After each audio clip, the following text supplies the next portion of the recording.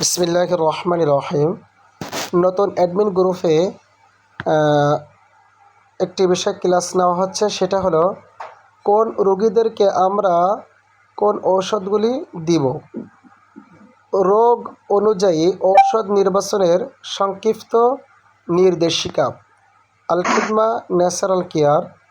গুরুত্বপূর্ণ: রোগীর বয়স, শারীরিক অবস্থা ও সমস্যার ধরন বুঝে ঔষধ নির্বাচন করবেন। প্রয়োজনে অভিজ্ঞ অ্যাডমিনের পরামর্শ গ্রহণ করবেন। তো 1 নম্বরে আসতেছে যৌন সমস্যার সমাধান। যাদের বয়স 18 থেকে 30 বছর হবে, যাদের বয়স 15, 16, 17, 18 থেকে 30 বছরের ভিতরে হবে, 30 বছরের নিচে হবে, তাদের যদি সমস্যা থাকে বীর্য পাতলা আর টাইমিং কম। বীর্য পাতলা অর্থাৎ অল্পতেই দ্রুত বীর্য আউট হয়ে যায়, টাইমিং কম, 1-2 মিনিট, বেশি পারে না, তাহলে টাইমিং কম, বীর্য পাতলা, টাইমিং কম, এমন যদি হয় তাহলে প্রস্তাবিত ঔষধ হলো শাহী হালুয়া। বীর্য ঘন করার জন্য। শাহী হালুয়ার কাজ কি? বীর্য ঘন করার জন্য। আর মিসাইল বিট, টাইমিং বৃদ্ধি করার জন্য। ঠিক আছে? তো যাদের ডায়াবেটিস বারবার করার দরকার নেই, যখন শেষ হয়ে যাবে তখন ওপরে উঠাবেন, বারবার নাড়াচাড়া করিয়েন না। তো যাদের বীর্য পাতলা এদেরকে দেবো কি? শাহী হালুয়া। তবে ডায়াবেটিস থাকলে, প্রেশার থাকলে হালুয়া দিব না, দেবো কি? নুসরাত পাউডার। 30 বছরের নিচে হলে নুসরাত পাউডার, আর 30 বছরের ওপরে হলে তখন দেবো কি? Ginseng powder. ঠিক আছে? এটা মনে রাখবো। আচ্ছা, এরপরে হলো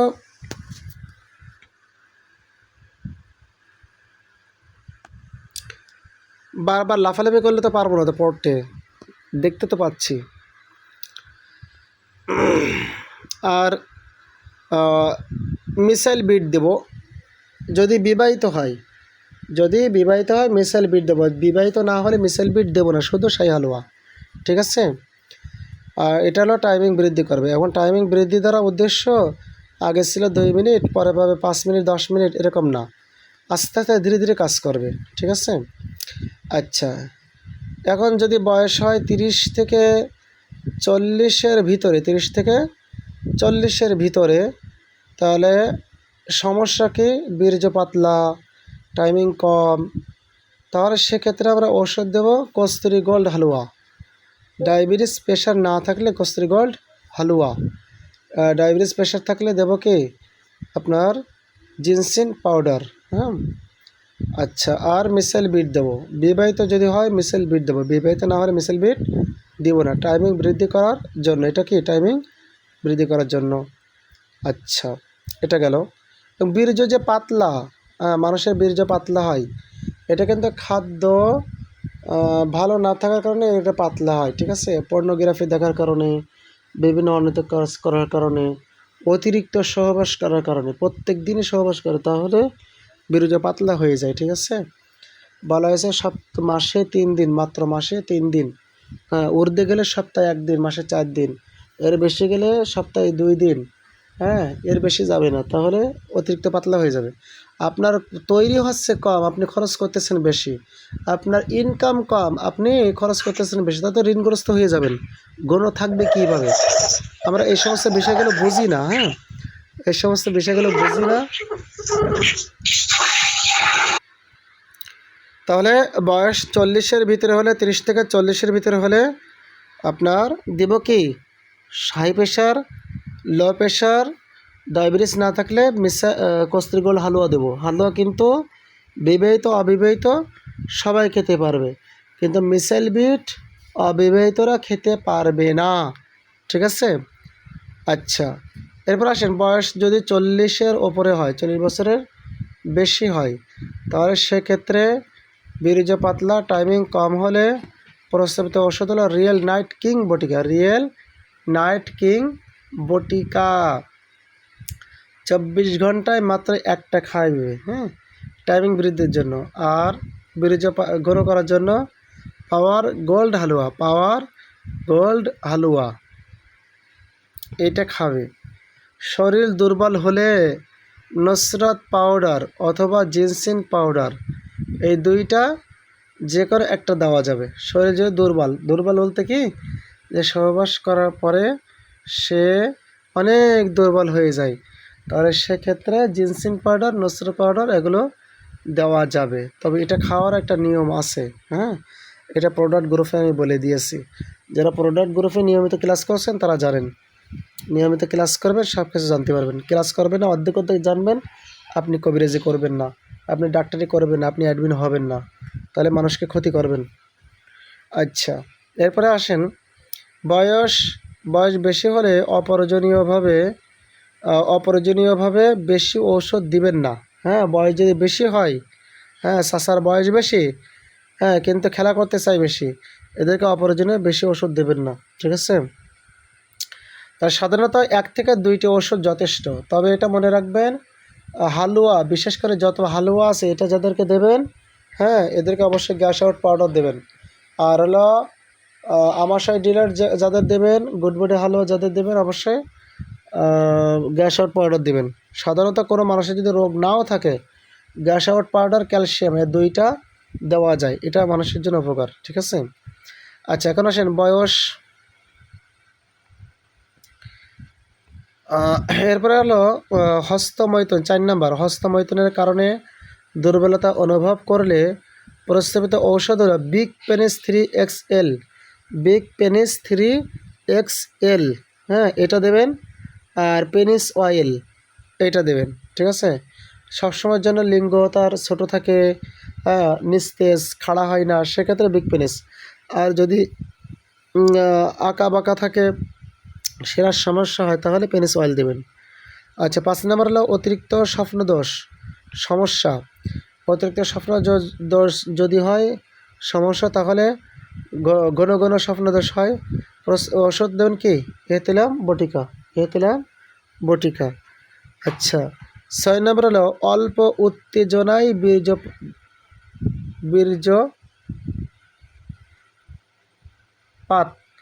বীর্যপাত বা ঘন ঘন প্রস্রাব, হ্যাঁ, অল্প উত্তেজনা হয়েছে তাহলে বীর্যপাত হচ্ছে, হ্যাঁ, বা ঘন ঘন প্রস্রাব হচ্ছে, তাহলে তাদেরকে সমস্যা হলে অল্পতেই বীর্যপাত, উত্তেজনামূলক কথায় বীর্যপাত, ঘন ঘন প্রস্রাব, এদেরকে কোনটা দেবেন? এদের জন্য দেবেন হলো স্পেশাল মেহনাজ বটিকা, হ্যাঁ, স্পেশাল মেহনাজ বটিকা। আচ্ছা, 7 নম্বর হলো আমাশা। কারো যদি আমাশা থাকে, যত বছর হোক না কেন আমাশা থাকে, তাহলে প্রস্তাবিত ঔষধ দেবেন কি, আমাশায় ডিলেট এটা দেবেন। আচ্ছা, এরপরে 8 নম্বর হলো যে গ্যাস্ট্রিক সমস্যা যদি হয়, গ্যাস্ট্রিকে যদি সমস্যা হয়, তাহলে সাধারণত গ্যাস আউট দেবেন, হ্যাঁ। গুরুতর গ্যাস্ট্রিক হলে তাহলে গ্যাস আউট আর আউট অফ গ্যাস, এই দুইটাই দেবেন। সেক্ষেত্রে আউট অফ গ্যাস খাবে ভরা পেটে, আর গ্যাস আউট পাউডার খাবে খালি পেটে, ঠিক আছে। এরপরে হলো 9 নম্বর হলো অ্যালার্জি সমস্যা যে থাকে, তাহলে কোল্ড অ্যালার্জি হোক, অথবা রক্ত অ্যালার্জি হোক, অথবা চুলকানি হোক, অথবা অন্য অ্যালার্জি, তাহলে সেক্ষেত্রে কী দেবেন? সেক্ষেত্রে দেবেন ঔষধ হল অ্যালার্জি বিনাশ, হ্যাঁ, অ্যালার্জি বিনাশ। আর শরীরে যদি গোটা বা র্যাশ ওঠে, হ্যাঁ, ফুলে ওঠে, তাহলে অ্যালার্জি ফিনিশ অয়েল দেবেন, অ্যালার্জি ফিনিশ অয়েল এটা দেবেন, দুইটাই দেবেন, ভালো কাজ দিবে। আচ্ছা, এরপর আসেন 10 নম্বর, স্বাস্থ্য বৃদ্ধি ও ওজন বাড়ানোর জন্য সমস্যা হলে, শরীর দুর্বল হলে, অথবা ওজন কম হলে, অথবা স্বাস্থ্যবান হতে চায়, তাহলে প্রস্তাবিত ওষুধ হলো গুড বডি হালুয়া দেবেন, ঠিক আছে। আচ্ছা, অবশ্যই একটা কথা মনে রাখবেন, আমাদের যে কোনো ঔষধ প্রাথমিক পর্যায়ে যে কোনো রোগীকে নিম্নপক্ষে 3 দিন, ঊর্ধ্বে 5 দিন বা 7 দিন, 1 বেলা করে অথবা হাফ করে, 2 বেলা খেলে হাফ করে, হ্যাঁ, আর 1 বেলা খেলে ফুল, এইভাবে খাইতে বলবেন, কারণ শরীরে আগে অ্যাডজাস্ট হয়ে নিক, হ্যাঁ, তারপরে পরিপূর্ণ খাইবে। গুড বডি হালুয়া প্রয়োজন হলে ফুড ডিমান্ড, হ্যাঁ, ফুড ডিমান্ড বটিকা যেটা আছে না, এটাও দেবেন যদি বেশি দুর্বল হয়। তাহলে তা নাহলে বলবে ওই একটা গুডবডি হালুয়া খেয়ে আমার কোনো উপকার হলো না, আমি আর খাবো না। এই ধরনের অবস্থা থাকলে তাকে আপনি 3টি সাজেশন করবেন, গুডবডি হালুয়া, ফুড ডিমার, আর কি হলো কী বলে গ্যাসের পাউডার, হ্যাঁ, আর মহিলা হলে আউট অফ গ্যাস। আচ্ছা আসেন, তারপর হলো 11 নম্বর হলো অতিরিক্ত ওজন বা চর্বি সমস্যা হলে ওজন কমাতে চান, শরীরের চর্বি কমাতে চান, প্রশ্ন হলো হিমালয় অর সিলিং, হ্যাঁ, হিমালয় আয়ুর সিলিং, হ্যাঁ, হিমালয় আয়ুর সিলিং, এটা দেওয়া যাবে। তবে এটা হলো বিদেশি ঔষধ, এটা হলো আমাদের ওষুধ না, এটা হলো আনতে পারি নাই, যদি কখনো আনতে পারে তাহলে বলা হবে, তো এখানে লিখে দিয়েছে আর কি। এরপর 12 নম্বর হাঁফানি ও শ্বাসকষ্ট সমস্যা যাদের, হাঁফানি, শ্বাসকষ্ট, অ্যাজমার সমস্যা, তাদেরকে অ্যাজমালিন প্লাস দেবেন, অ্যাজমালিন প্লাস, হ্যাঁ, অ্যাজমালিন প্লাস। আর হলো অ্যাজমালিন প্লাস, হাঁফানি ও শ্বাসকষ্ট, অ্যাজমালিন প্লাস, শ্বাসকষ্ট, প্রস্তুত আসলে অ্যাজমালিন প্লাস। এখানে ভুল করছে, সেটা হলো এখানে অ্যাজমালিন প্লাস হবে এবং অ্যালার্জি বিনাশ হবে। এদিকে আমি এটা ঠিক করে দিই, মানে অ্যালার্জি বিনাশ এবং অ্যাজমালিন, এই দুইটা একসঙ্গে দিতে হবে। শুধু অ্যাজমালিন দিলে কিন্তু কাজ হবে না, আমি যতজনকে ঔষধ দিয়েছি অ্যাজমার জন্য কোর্স কমপ্লিট করছে, আলহামদুলিল্লাহ খুব ভালো রেজাল্ট পেয়েছে, ঠিক আছে, খুব ভালো রেজাল্ট পেয়েছে। তো তাদেরকে কোর্স কমপ্লিট করাতে হবে, অ্যাজমালিন এবং অ্যালার্জি বিনাশ, এই দুইটা ওষুধ দেবেন, ঠিক আছে। আচ্ছা, এরপরে হলো 13 নম্বর হলো ব্যথাজনিত সমস্যা সমাধান, শরীরের বিভিন্ন ব্যথা প্রস্তাবিত ব্যবস্থা, হিজামা কাফিং থেরাপি, ব্যথা বিনাশ স্প্রে। এটাও তো ভুল করছে, যাই হোক, এটা হলো পারফেক্ট ক্যালসিয়াম দেবেন আর পেইন কিলার দেবেন, হ্যাঁ, পেইন কিলার, এই দুইটা তো থাকবে। আর যদি ব্যথা বেশি হয় তাহলে ব্যথা বিনাশ দেবেন, ঠিক আছে, ব্যথা বেশি হলে ব্যথা বিনাশ, পারফেক্ট ক্যালসিয়াম, পেইন কিলার আর ব্যথা বিনাশ, এই তিনটা, আর পাশাপাশি হিজামা দিয়ে দেবেন, ঠিক আছে। এরপর আসেন, এটা মুখস্থ আপনাদের করার দরকার নেই, আমি নতুনভাবে আরেকটা সাজিয়ে দেবেন, এখানে কিছু ভুল আছে। আচ্ছা, এরপরে একটা চুলের সমস্যা যাদের থাকে, চুল পড়া, খুশকি, আগা ফাটা, দুর্বল চুল, তাহলে এদের জন্য ওষুধ কে লেখা দেবেন আসলে কেন 7 হেয়ার কেয়ার অয়েল, আর হলো আপনার হলো অ্যালোভেরা শ্যাম্পু, এই দুটো দেবেন, অ্যালোভেরা শ্যাম্পু এবং 7 হেয়ার কেয়ার অয়েল, এই দুইটা দিয়ে দেবেন, ঠিক আছে। আচ্ছা, আর একটা উপরে ওঠান, 7 হেয়ার কেয়ার অয়েল। আর মহিলাদের দেখছেন এখানে শুধু লিখছে কি শ্যাম্পু দিয়েছে না, তেল লিখি নাই না, তেল লিখি নাই, শুধু শ্যাম্পু লিখছে। আচ্ছা, শুধু শ্যাম্পু লিখছে। এরা মহিলাদের বিভিন্ন সমস্যা, অনিয়মিত মাসিক, সাদা স্রাব, অতিরিক্ত রক্তক্ষরণ, তাহলে কী দেবেন, স্পেশাল পঞ্জলি করেন আর অথবা রেডি ওয়াইফ। বিবাহিত হলে দুইটা দেবেন, আর অবিবাহিত হলে শুধু স্পেশাল পঞ্জলি করেন দেবেন, এখানে পার্থক্য করি নাই, সম্পূর্ণ করছে। আচ্ছা, এরপর আসেন গুরুত্বপূর্ণ সতর্কতা, রোগীর অবস্থা বুঝে পণ্য নির্বাচন করবেন, হ্যাঁ, এখানে দিয়ে দিচ্ছে আর কি, হ্যাঁ, গুরুতর বা দীর্ঘমেয়াদী রোগের ক্ষেত্রে চিকিৎসকের পরামর্শ নেওয়া উত্তম, গর্ভবতী মহিলা, শিশু ও বয়স্কদের ক্ষেত্রে বিশেষ সতর্কতা অবলম্বন করবেন। যাদের বয়স বেশি হয়ে গেছে, হ্যাঁ, যাদের বয়স বেশি হয়ে গেছে, এটা আবার করলেন কেন, যেভাবে ছিল সেভাবে করেন, ক্যামেরা যেভাবে ছিল সেভাবে করেন, এটা করলে বড় হবে না, তো এটা বড় করার সিস্টেম নাই, আপনি ক্যামেরা, আচ্ছা ঠিক আছে। এটা হলো গর্ভবতী মহিলাদেরকে কোনো ওষুধ দেবেন না, হ্যাঁ, আর হলো যারা বাচ্চা বয়স, এদেরকেও দেবেন না, ঠিক আছে, এদেরকেও দেবেন না। আর যাদের বয়স বেশি হয়ে গেছে, বিরুদ্ধ হয়ে গেছে, হ্যাঁ, 60-70 বছর, এদেরকেও গ্যারান্টি নেওয়ার দরকার নাই। আচ্ছা, কোনো ঔষধ ব্যবহারের আগে রোগীর পূর্ববর্তী রোগ ও শারীরিক অবস্থা সম্পর্কে জেনে নেবেন, ঠিক আছে? এই পর্যন্ত। আচ্ছা, এটা বন্ধ করে এবারে নিচের দিকে যান। এটা হলো একটা বিষয় ক্লাস হলো, এটা মুখস্থ পরবর্তী আমি ঠিকঠাক করে দেবো, এখন ওইটা মুখস্থ করার দরকার নেই, এমনি ধারণা নেবেন। রোগ নির্ণয়, রোগ নির্ণয় সম্পর্কে কীভাবে রোগীর রোগ নির্ণয় করা যাবে সে ব্যাপারে। রোগীকে চিকিৎসা দেওয়ার আগে তার রোগের ধরন বুঝতে হবে। রোগীকে চিকিৎসা দেওয়ার আগে তার রোগের ধরন বুঝতে হবে। তার সমস্যা কি, ডাক্তারি নাকি কবিরাজি, তাই চিকিৎসা কি হবে তা নিশ্চিত হতে থাকে পরীক্ষা করতে হবে। আবার বলছি, রোগীকে চিকিৎসা দেওয়ার আগে তার রোগের ধরন বুঝতে হবে। তার সমস্যা কি, ডাক্তারি নাকি কবিরাজি, তাই চিকিৎসা কি হবে তা নিশ্চিত হতে থাকে পরীক্ষা করতে হবে। অর্থাৎ তার যে সমস্যা তার চিকিৎসা করতে হবে। হ্যাঁ, তো যখন কোনো রোগী আসবে তখন কিছু কাজ করতে হবে। আপনাদের কাছে আসবে তখন হাজিরাত, এটা হলো হাজিরাত রোগ নির্ণয় কীভাবে করবেন, ঠিক আছে? হাজিরাত পদ্ধতি মনে হয়। তো চিকিৎসা ও রোগী অজু করে নেবে, চিকিৎসক ও রোগী উজু করে নেবে। অর্থাৎ আপনি চিকিৎসক, আপনি নিজে উজু করে নেবেন এবং সেও কী করবে, উজু করে নেবে।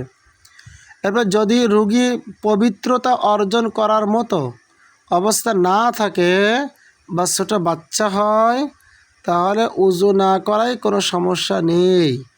হ্যাঁ, যে মহিলা আসছে হয়তো তার গোসল ফরজ হয়ে গেছে, তার উজু করা সম্ভব হচ্ছে না, অথবা রোগগ্রস্ত বা বাচ্চা, হ্যাঁ, উজু না করলে কোনো সমস্যা নেই, তবে আপনি উজু করে নেবেন। এরপর আসেন, কপালের চুলের গোড়া থেকে পায়ের বৃদ্ধা আঙ্গুল পর্যন্ত লম্বা 7 নাল সুতা নিবে। কপালের চুলের গোড়া থেকে পায়ের বৃদ্ধা আঙ্গুল পর্যন্ত লম্বা 7 নাল সুতা নিবে। সুতার কালার সবুজ গুটির সুতা হবে। বিসমিল্লাহ পড়ে কয়েকবার দুরূদ শরীফ পড়বে। তারপরে 7 বার সূরা ফাতিহা ও 1 বার আয়াতুল কুরসি। 7 বার সূরা ফাতিহা, 1 বার আয়াতুল কুরসি ও 7 বার নিচের দোয়াটি পড়বে। দোয়াটা কি? ফাইওয়াসি মাকশি রাজমাশি মিআশি শাকিশি মাশি আবুশি বিরহমাতিকা ইয়া আরহামার রাহিমিন। এটা ভালো করে দেখে নেবেন, এখানে অস্পষ্ট বোঝা যাচ্ছে। আচ্ছা, এখানে আবার বাংলায় দিয়ে দিয়েছে কায়ুসিন মাকসিন রাজমাসিন মিআশিন শাকিশিন মাশিন আবুশিন বিরহমাতিকা ইয়া আরহামার রাহিমিন। আচ্ছা, যাই হোক, এরপর 7 বার দুরূদ শরীফ পড়বে, সুতায় ফুঁক দিতে হবে, ঠিক আছে? 7 বার দুরূদ শরীফ পড়ে সুতায় ফুঁক দিতে হবে। তারপর সেই সুতা দিয়ে রোগীকে আবার মেপে দেখতে হবে, ঠিক আছে? আবার মেপে দেখতে হবে। এরপর আসেন, মাপার পর সুতার 3টি অবস্থা হবে, ছোট হয়ে যাবে, বড় হয়ে যাবে, সমান থেকে যাবে। ছোট হয়ে যাবে অথবা বড় হয়ে যাবে অথবা সমান থেকে যাবে। যদি ছোট হয়ে যায় তাহলে 4 অবস্থা হবে। 1 কর পরিমাণ ছোট হয়ে যাবে। যদি 1 করে পরিমাণ ছোট হয়ে যায় তাহলে বুঝতে হবে যে দানব, দুষ্ট জিন অথবা শয়তান ভর করছেন। এরপরে খ হলো 2 কর পরিমাণ ছোট হয়ে যাবে। যদি 2 কর পরিমাণ ছোট হয়ে যায় তাহলে বুঝতে হবে যে জিনের আসর করেছে। গ 3 কর পরিমাণ ছোট হয়ে যাবে।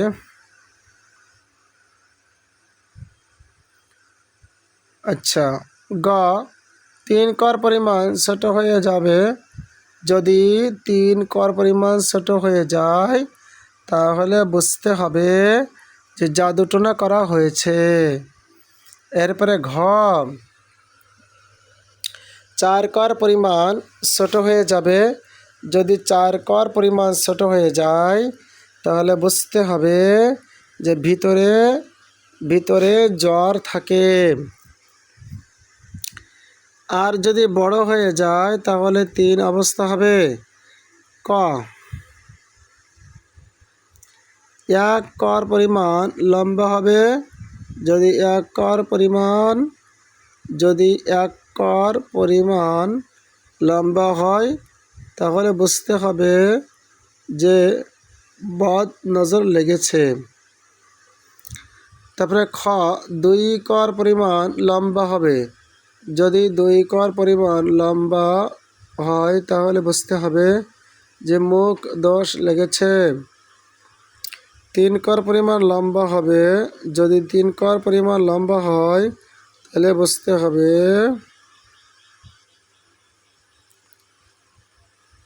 যে বাতাস লেগেছে। আর যদি শ্রোতা আগের মতো সমপরিমাণ থাকে তাহলে বুঝতে হবে সে তার ডাক্তারের চিকিৎসা প্রয়োজন। এরপরে আসেন, বাচ্চাদের জিনের আসর হলে করণীয় কি? প্রথমে সূরা সোয়াদের 34 নম্বর আয়াত পড়ে বাচ্চার বাম কানের ফু দিবে। আল্লাহ চাহে তো হুঁশ ফিরে আসবেন। আর যদি হুঁশ ফিরে না আসে তাহলে সূরা ফাতিহা একবার, সূরা ফালাক ইখলাস, সূরা নাস একবার করে আয়াতুল কুরসি 3 বার পরে পানিতে ফু দিবে। পানিটা বাচ্চাকে খাওয়াবে। যদি পানি খাওয়ানোর সম্ভব না হয় তাহলে বাচ্চার শরীরে পানি ছিটিয়ে দেবে, ইনশাআল্লাহ হুঁশ ফিরে আসবে।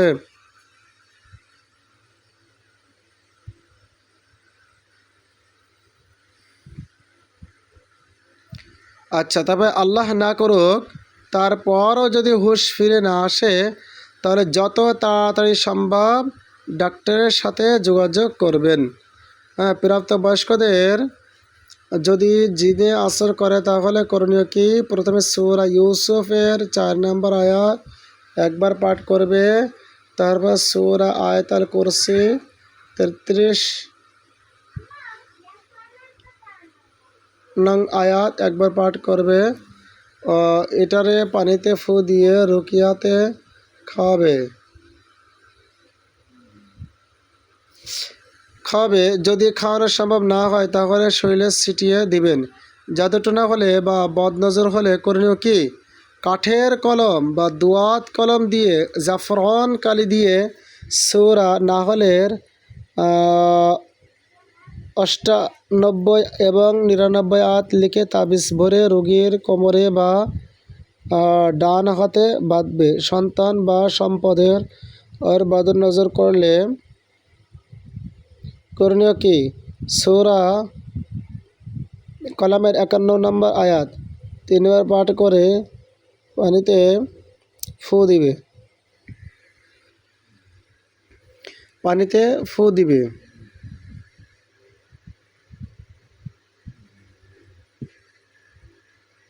অথবা বাচ্চাকে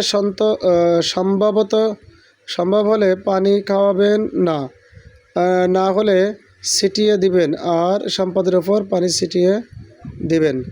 জাদুটোনা থেকে বাঁচার আমল।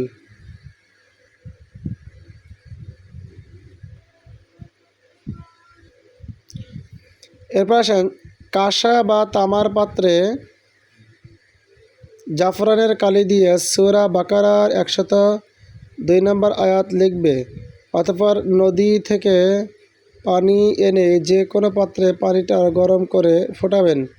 তারপর ওই তামার পাত্রে অথবা কাঁসার মধ্যে লেখা ওই পাত্রটি ফুটানো পানির মধ্যে ভিজিয়ে রাখবেন। অতঃপর গোসল করতে যতটুকু পানি লাগে ততটুকু পানিতে ফুটানো পানি মিশিয়ে দিবে। অতঃপর বড় একটি পাত্রে রোগীকে বসিয়ে গোসল করাবেন, যাতে পানি বড় পাত্রের বাইরে না যেতে পারে।